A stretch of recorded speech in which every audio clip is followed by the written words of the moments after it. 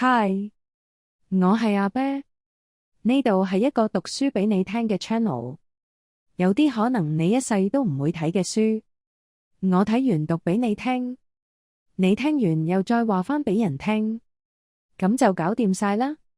除咗要俾個 like 同 subscribe， 仲要 share 埋俾朋友仔喎，仲要記得留 comment 啊，唔該晒你啊。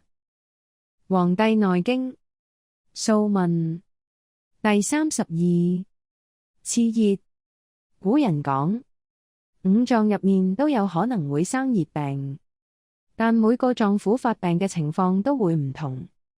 先講肝，肝臟受熱，最早見嘅係小便發黃、腹痛、身體發熱，仲有成日想瞓。若邪氣入咗肝臟，與正氣相爭時，就會出現狂言亂語、驚慌躁動、脅肋發脹發痛、手腳唔停咁喐、坐立不安。每逢到咗庚申日，金旺克木，病會加重。到咗甲己日，木氣得勢，就會出大汗，熱氣退。假如命薄氣衰，趕唔過庚申日，就會喪命。醫治要針刺足厥陰肝經同埋足少陽膽經。但如果肝氣上逆，病人會頭暈頭痛，因為熱邪順住肝脈直衝上頭部。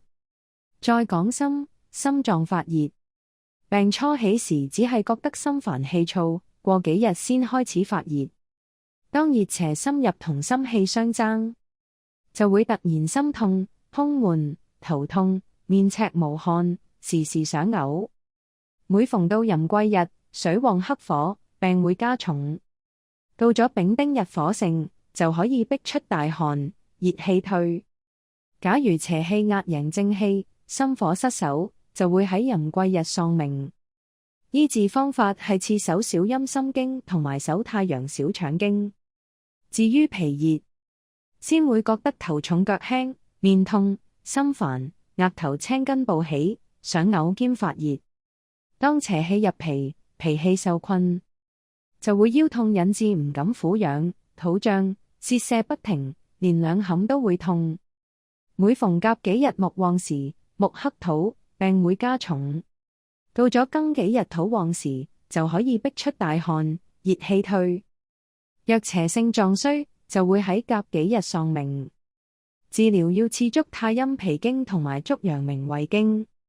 肺受熱病，初起會覺得身體表面涼浸浸，好似好怕凍咁，毛孔豎起，怕風吹，舌苔發黃，全身發熱。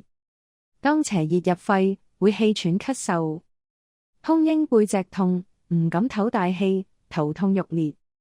每逢丙丁日火旺時，金受火克，病會加重。到咗庚申日金旺時，就可以逼出大汗，熱氣退。若邪性臟衰，就會喺丙丁日喪命。治療要刺手太陰肺經同埋手陽明大腸經。針刺位置出血大小如豆。熱氣退，經脈調和，病即可愈。腎受熱病，開始時腰痛腳軟，小腿酸沉，口乾口渴，不停想飲水，全身發熱。當熱邪入腎同正氣相爭，會出現項痛頸硬，小腿發冷發酸，腳心反而燒熱，唔想講嘢。如果腎氣上逆，就會頭暈項強，成個人搖搖欲墜。每逢戊己日土旺時，水被土克，病會加重。到咗壬癸日水旺時，就可以逼出大汗，熱氣退。若邪氣形盛，就會喺戊己日喪命。治療要刺足少陰腎經同埋足太陽膀胱經。總括嚟講，五臟受熱，當各臟行至佢自己旺盛嗰日，正氣能勝邪氣，就會逼出大汗，熱氣退而病愈。肝發生熱病，左下部會先見赤色；心發生熱病，額部會先見赤色；脾發生熱病，鼻部會先見赤色；肺發生熱病，右下部會先見赤色；腎發生熱病，貽部會先見赤色。如果面色出現赤色，而病邪未發作，就要及早醫治，呢個就叫治未病。治未病需要趁早針刺，等到其臟腑往日逼出大汗即可痊癒。若果治療不當，該瀉反補，該補反瀉，就會拖延病期，要過3次往日先可痊癒。如果再次延誤治療，病情就會加重而喪命。凡係治療熱病，要先飲清涼嘅飲料，以解內熱，再針刺，並且要病人衣服着得單薄，留喺涼爽嘅地方，以解除表熱，令到身體表面清涼而病癒。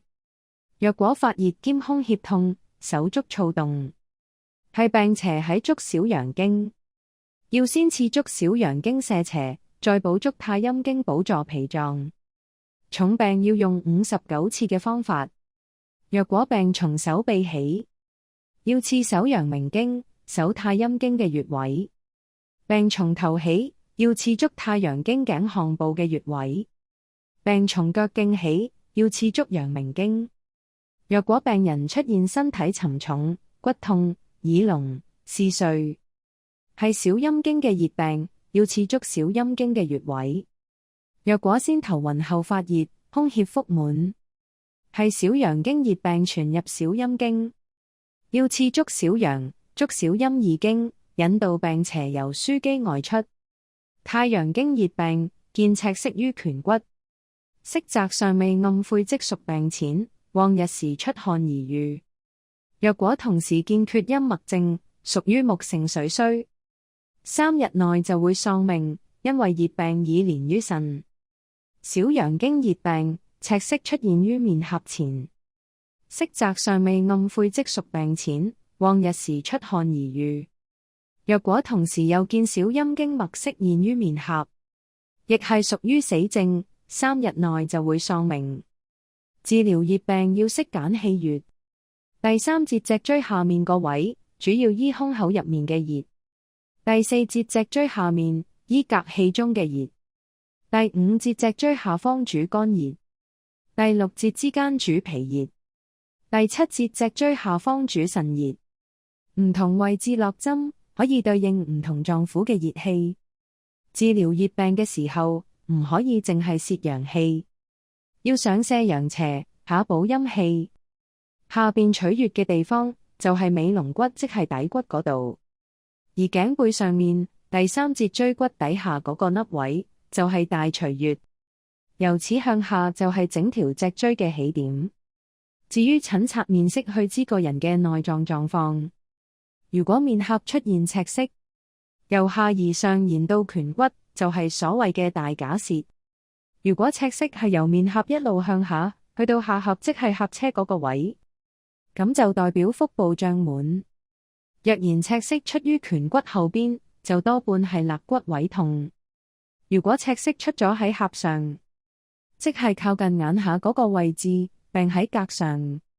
所以要用面色睇臟腑，配合針穴上下分治，要由內理氣，外解熱，先至真係能夠看出而愈。刺熱完。多謝你聽到最後喎。如果內容太深奧聽唔明都唔緊要㗎，聽多幾次就得㗎啦。如果大家鍾意阿啤嘅製作，除咗要俾個 like 同 subscribe， 仲要 share 埋俾朋友仔喎，仲要記得留 comment 啊。唔該晒你啊。我哋每逢星期3、星期6有新片，我哋下次見。